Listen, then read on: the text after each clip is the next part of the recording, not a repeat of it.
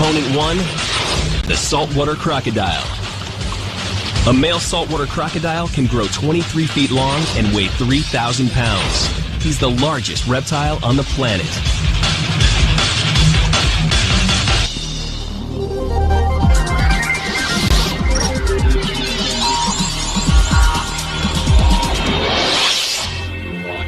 Mike Latham, Justin Buckingham, and Chris Wheatley form our team of designers and engineers.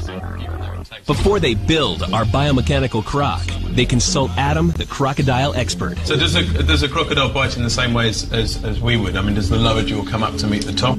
Well, the thing that really needs to move is the lower jaw. Right. That's where the power's coming from. Right. All the muscles are pulling the lower jaw up into the upper jaw. This lower jaw can be moved up so quickly that it snaps shut, interlocks, and it's a very solid lock. Mm-hmm. Well, I think your shark's in big trouble. I gotta tell you, my opinion is your shark's in big trouble. We've got quite a lot to live up to, haven't we? The team has just 1 week to create a metal crockhead that can be tested biomechanically. They start with a resin cast of real croc jaws. They scale up the skull to the largest size recorded. Then Justin and his team of model makers carve a perfect replica from polystyrene.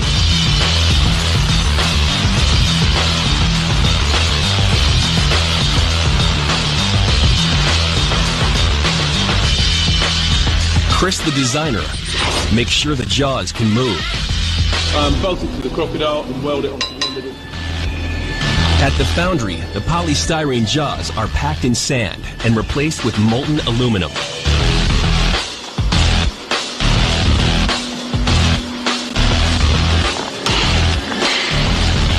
The result, an anatomically accurate set of metal croc jaws weighing 211 pounds.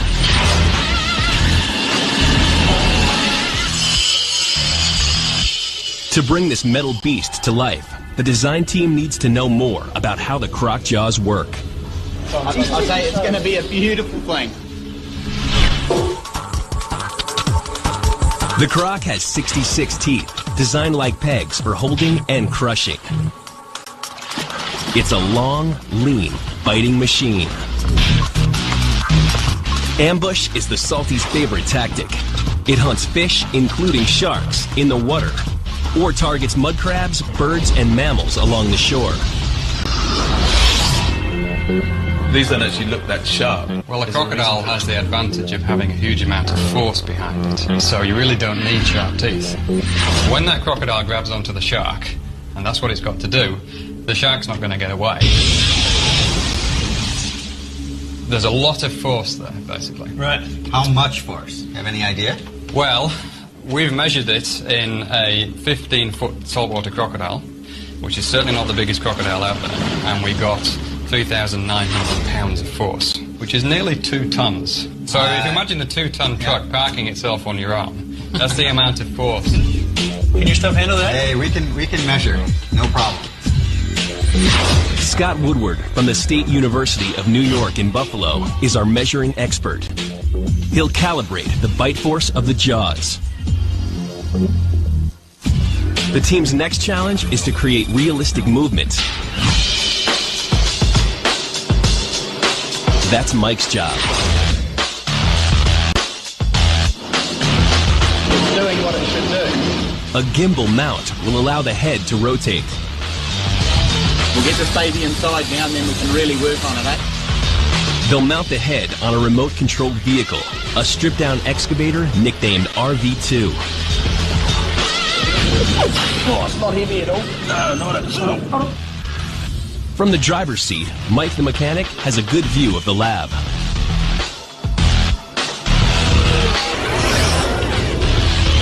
A huge diesel engine will take pressurized oil to hydraulic pistons attached to the back of the skull.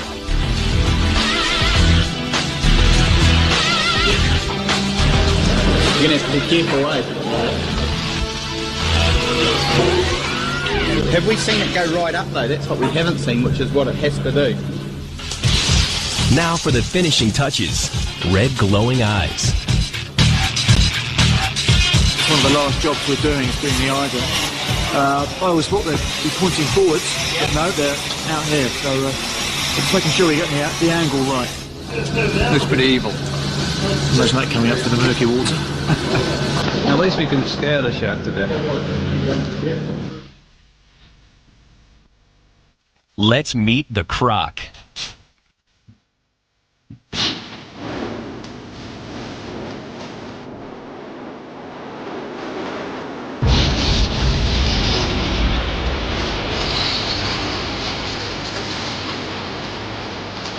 This beast will show us what a saltwater crocodile can do when we turn it loose in the lab.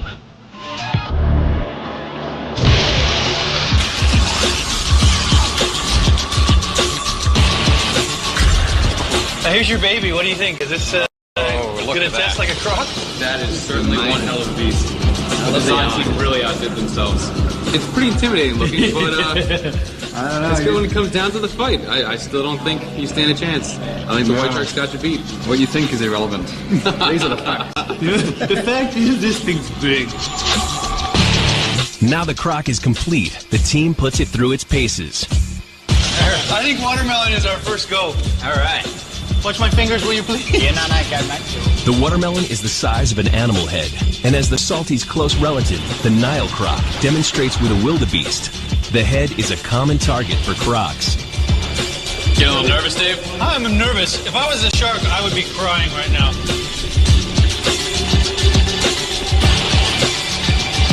Give me a kick. 3, 2, 1, bite! Oh.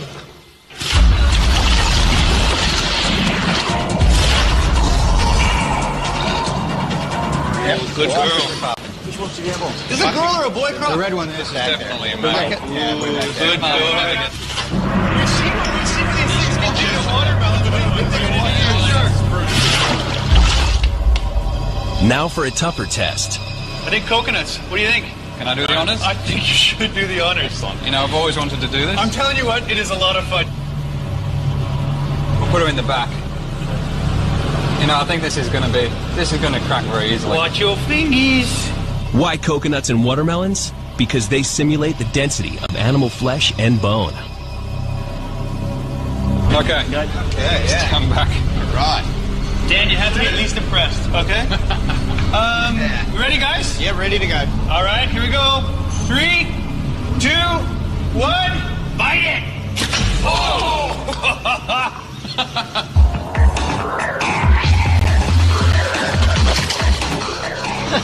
Well, amazing. This is your baby, and it is going. I'll give you that one. I'll give you that one. That was impressive. You've got to be getting nervous now, you have to admit. Still think the white shark's got him beat. Okay, Dave, you're hogging my beast. This is my toy, right? Enough with the watermelons. Let's do some science. This is actually a pressure gauge, and we've used this on real-life crocodiles. Now, you see, with a live crocodile, what you do is you tease the croc out of the water, and then you literally shove it in the back of the jaw. Oh, that sounds fun. And it will bite, obviously on the end of a pole. But working with live animals is unpredictable.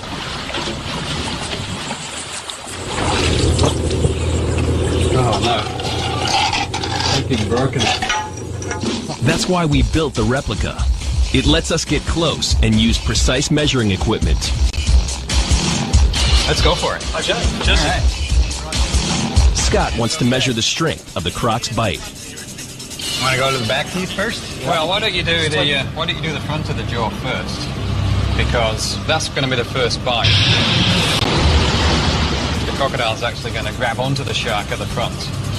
And then we can measure the maximum bite force at the back of the jaw. Yeah. Assuming the crocodile's fast enough to even bite him. This is the thing that holds on, this is the thing that crushes. Okay. Mike has set the hydraulic pressure at 2,400 pounds per square inch, less than Adam's measurement of a wild croc's bite, but a safe pressure to use in the lab. Coming up slowly. I'd say you'd be reading something already. The load cell is a sophisticated device that measures pounds of bite force. We're at about 400 pounds. Come on, Adam, I hope that's not all you got. 700. What are you on now, mate? Oh, we're at 1,300 now. 1570, 1600. We're up there. I don't think you got any more power in your hydraulics. That's more than enough pressure to hold on to a shark. At full strength, the front of the jaws clamp down with 1,600 pounds of force. I'm on Team Crocodile right now. I don't know about you guys, but You know, there's going to be a lot more pressure being generated at the back here. all right. You just wait to see that. Bite force will be much higher at the back of the mouth, where the jaws pivot. The I like purpose it, of the I crop like is to it. hold on to things, I not like to bite it. them in two.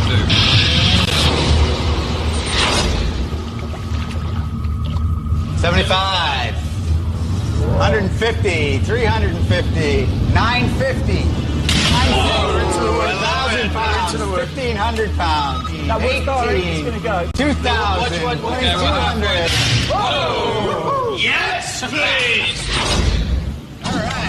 2,200 pounds is a lot of bite, enough to snap bone. That is very impressive. I'm impressed with your guys' machine. I gotta tell you, this is a nice machine. Bite force is strongest at the back of the jaw, where the croc crushes its prey, and weaker at the front, where it grabs hold. Your shark isn't looking so good as far as I can tell.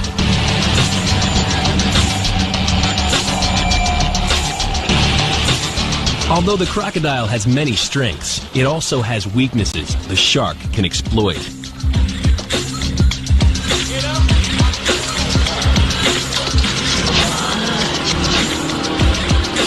Crocodiles are only semi-aquatic. They breathe air. If the shark can tire the croc and keep it submerged, the croc will drown.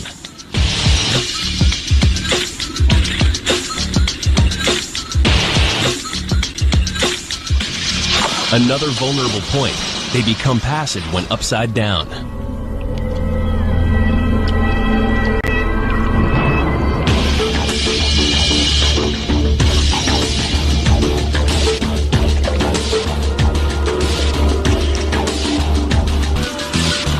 The shark's best strategy? Go for the tail.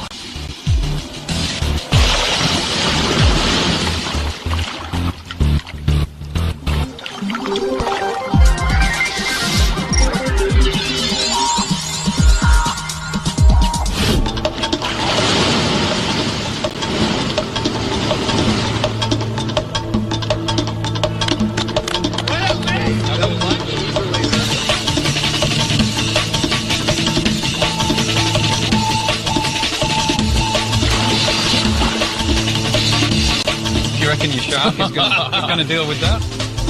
Yeah, well, I don't think the croc's ever going to get its mouth around it, so I'm not worried yet. The team is about to test the croc in its element. Will the shark measure up?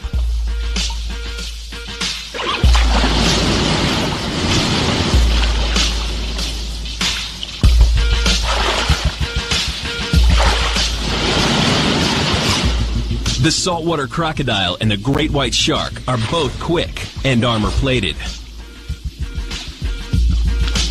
But will the croc's tactics give it the upper hand in the fight?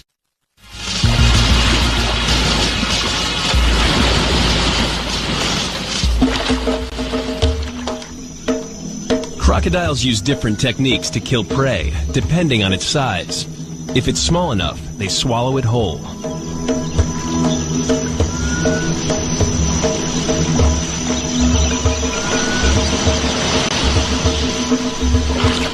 Larger prey, such as the zebra targeted by a Nile crocodile, pose more of a challenge. Croc teeth aren't designed to cut or slice, and because its jaws don't move from side to side, a croc can't chew. So, how does it break off a piece small enough to swallow?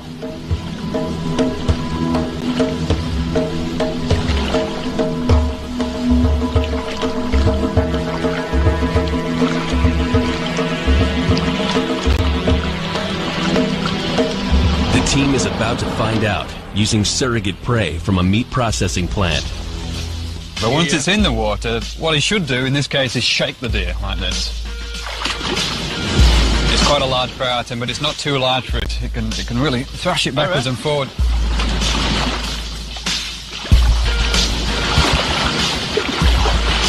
Well, Oh that's my the whole God. technique there. Yeah, You break yeah. the neck. Well, the whole technique is to just flick the body like that and use the weight of the prey to basically just tear it apart or break the neck. That is incredible. And that deer is a heavy, heavy thing, and it just...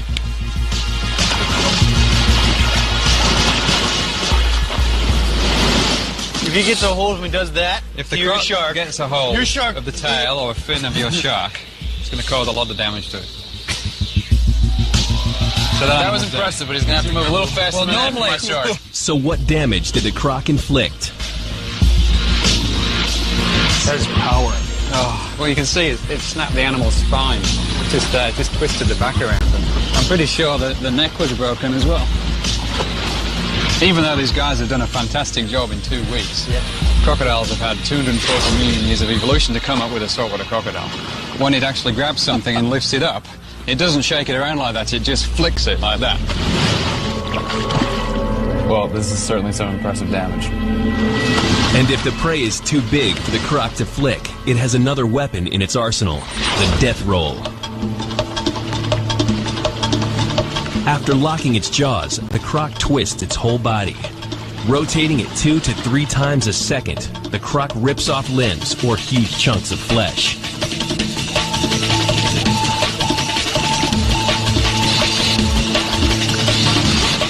Now to put the shark in the water.